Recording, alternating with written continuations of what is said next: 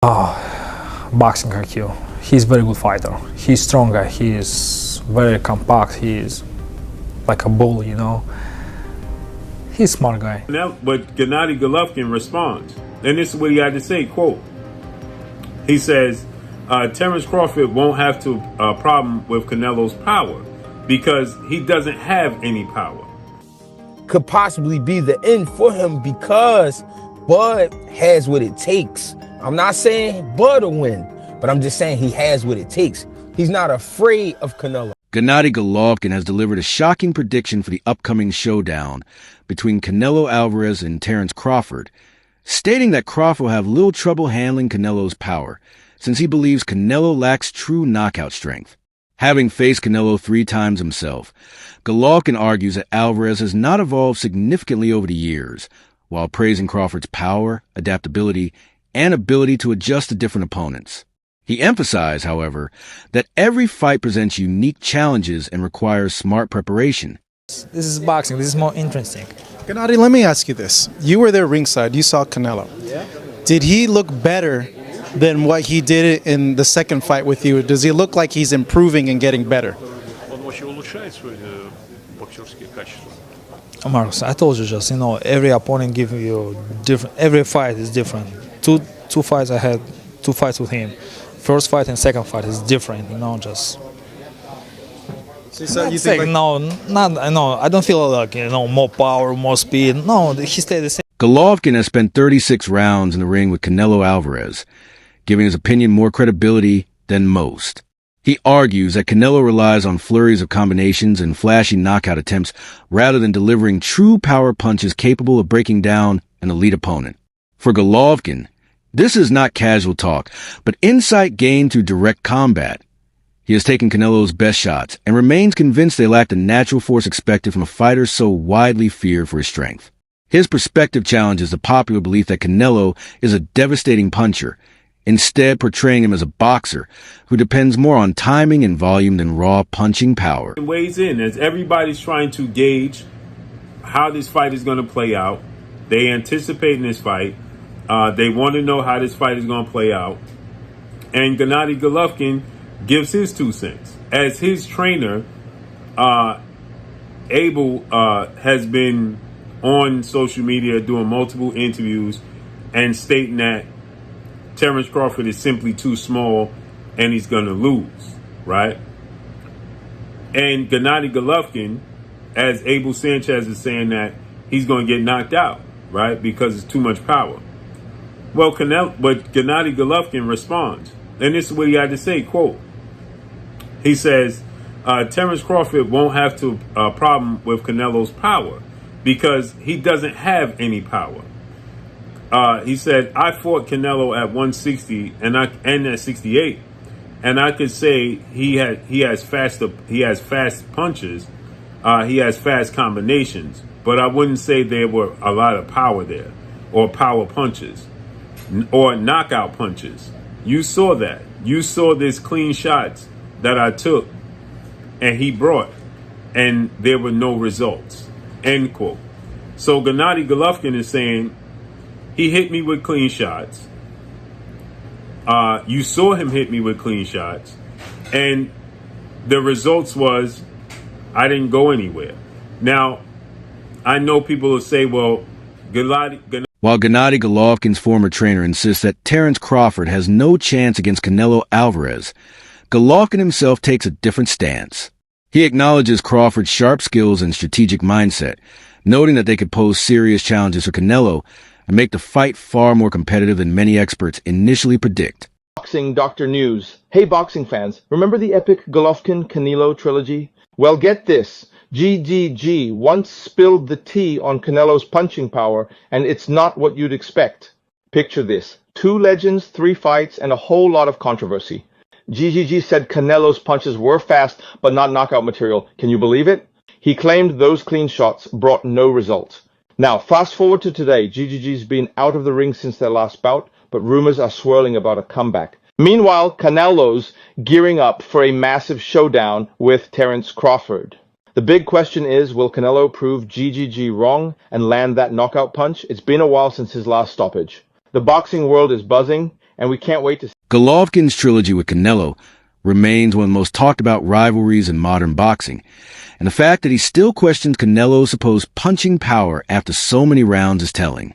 His words carry weight because they come from a fighter who has absorbed Canelo's hardest shots multiple times. So when Golovkin claims that Crawford has the tools to withstand Canelo's offense, it instantly becomes headline material across the boxing world. Fans and analysts dissect his comments because they challenge the mainstream image of Canelo as a ruthless finisher, reigniting debate over how much of his reputation is built on genuine performance versus clever marketing. And let's talk about what we do know about Canelo Alvarez bringing boots to training camp and what we can concur. You must understand that Saul Canelo Alvarez versus Terence Crawford is September 13th. Okay, that's just a few weeks away. What, almost 3 weeks away, something like that. It's just a few weeks away. So to expect them to have hardcore sparring, like real sparring, where they're fighting each other and they're really just going hard and sparring, pause, I don't really see that happening because you don't want a cut or anything, and you don't want anything to threaten the fight September 13th. Also, not only is Canelo Alvarez fighting soon, September 13th, but Boots Ennis, he has to fight against Lima come October. So you don't want Canelo Alvarez beating up on Boots either and cutting him or anything like that, blackening his eye or detached retina or anything like that. You don't want any incidents like that. So understand that they're probably sparring light to mid. They're definitely not going hard in there. Okay, pause. So we have to really put it to side that either one, I don't think Canelo will be beating the hell out of Boots or Boots beating the hell out of Canelo.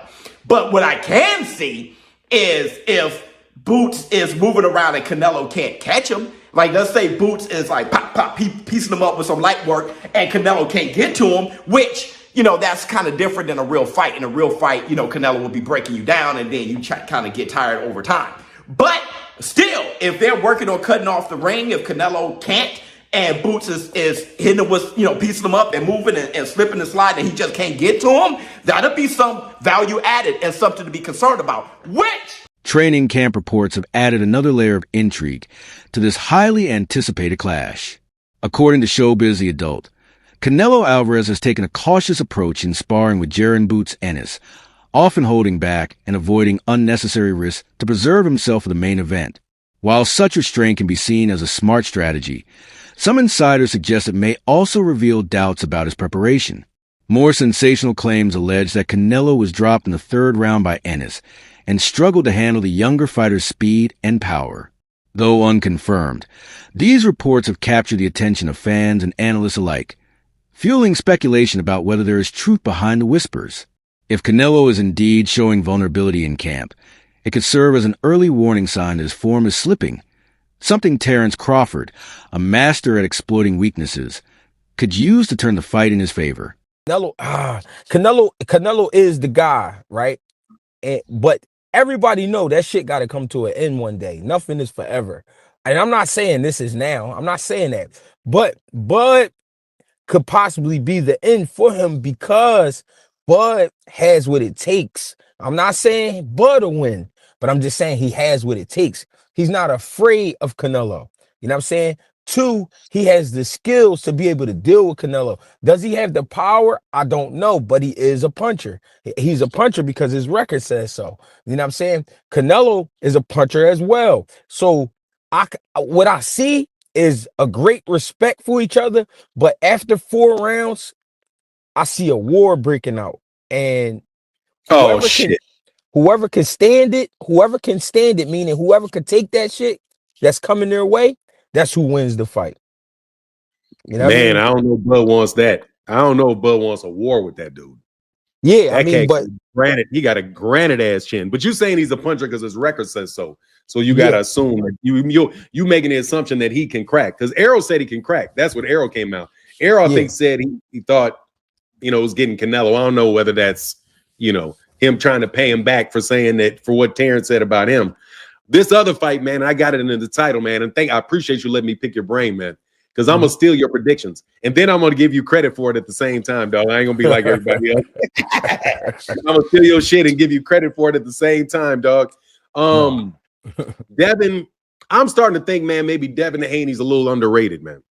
going into this Brian Norman fight. Like I've had my own personal issues with the dude and his pops, but that shit aside, the dude knows what he's doing in the boxing ring. He's been in there with a bunch of fights. He's a championship. Greg Hackett takes a broader perspective, framing the fight as a potential changing of the guard. He acknowledges that Canelo was once regarded as the best pound-for-pound fighter, but emphasizes that no era lasts forever. Every great champion eventually faces the opponent who marks the decline of their dominance, and Hackett believes Crawford could be that man. He highlights Crawford's technical brilliance, discipline, and hunger as qualities that might usher in a new chapter in boxing history. For Hackett, this fight is about far more than belts and rankings. It is about legacy and timing. And waiting for a big fight and giving him, like, he had his hands full with you, and obviously there was triumph for you there, not just going the distance but going the distance with severe injury as well, right? Of course, yeah, and I think that just, I want to be a trainer where I can go to people, look, I don't want to tell them things and they go, right, well, listen to him because he's been there, he's done it himself. Do you know what I mean? I don't want to be telling them to run through walls and not having done it myself. Like, if you need to bite down and push through because you still got a shot in this game, then do it. And listen, I've stood there toe to toe with one of the greatest pound fighters out there, nose broken in the second, and pushed him to the 12th and final round. But I know now I can call on that in the future with fighters I train and just say, look, now you got to dig deep, now you got to pull through, and it's going to hurt today, but tomorrow. While Jaron Boots Ennis has gained attention for sparring with Canelo, he has also faced criticism. Some voices accuse him of holding back or even sparring for financial motives rather than giving his full effort. These allegations raise doubts about the authenticity of what happened behind closed doors in training camps. Such speculation matters because sparring results often leak into the public sphere and influence perceptions of a fighter's readiness. If Ennis truly went easy on Canelo, fans and analysts may be misled. But if he genuinely exposed weaknesses, then Crawford's camp could gain valuable insight to exploit. Pathetic. Purely pathetic. Terence Crawford's team inflicting race in this situation in reference to Jaron Boots Ennis training and sparring with Canelo Alvarez, Mexican superstar, Latino superstar, the 4th world champion, super middleweight undisputed, because Jaron Boots Ennis, a brother, is training with Canelo Alvarez, then he's a sellout to his people? Really? This what Terence Crawford's team had to say in reference to Jaron Boots Ennis, the former unified champion of the welterweight division, training and sparring with Canelo Alvarez. He sold out. That's all I can say. He sold out now. It's pathetic, man. Because he's a sellout because he's training with Canelo. Hey, yo, Bernie the Boxer and people that, and Terence Crawford's members that feel this way. Do y'all feel the same way about Isaud? Yeah. The Latino trainer, the Guatemalan trainer that been training Terence Crawford since 14 years old. That's how y'all look at him? Y'all look at him like he's a sellout? Is he a sellout to Latinos because he trains Terence Crawford? Yo, for real, I never heard that in the sport of boxing, where Latino trains with a black fighter and he's a sellout to Latinos. I never heard, I never seen it. Why is this self-victimhood, this ingrained hate that some blacks have for Latinos? Gareth A. Davies and Duke McKenzie emphasize the significance of this fight in today's boxing landscape. In an era where big names often avoid risky opponents, Crawford versus Canelo stands out as a refreshing exception. The matchup unites two of the sport's most skilled fighters in a bout fans have long demanded. For Davies and McKenzie, this isn't just another date on the boxing calendar. It's a defining clash where greatness is tested against greatness. They stress that such contests are rare, offering fans a chance to witness history being written and legacy cemented in real time.